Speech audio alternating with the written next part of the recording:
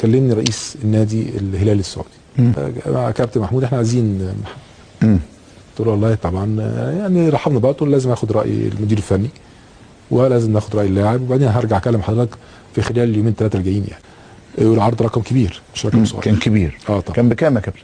والله بص يا احمد انا يعني اعتقد هنوصل حوالي 5 مليون دولار. 5 مليون دولار دي في السنه اللي الاهلي خد فيها 3 كاس العالم. فجبت محمد قلت له قلت له محمد في كذا، واتضح انه كانوا مكلمينه برضه. قلت له فكروا احنا لسه لما يعني ناخد يومين ثلاثه ونرد على الناس يعني.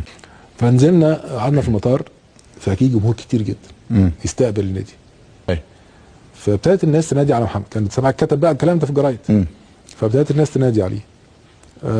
برضه ما سيبناش ومش عارف ايه. راح معيط. رحت رايح له. قلت له انا عرفت قرارك بس. ساعتها. قلت له خلاص انا كده عرفت قرارك. فقال لي فعلا انا خلاص مش هقدر.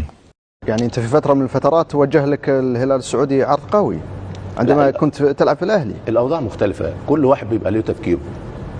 انا في ايامها في الهلال انا بحب النادي، ولو رجع بيا الزمن عمري ما هغير قراري، لان الاهلي انا بحب الاهلي.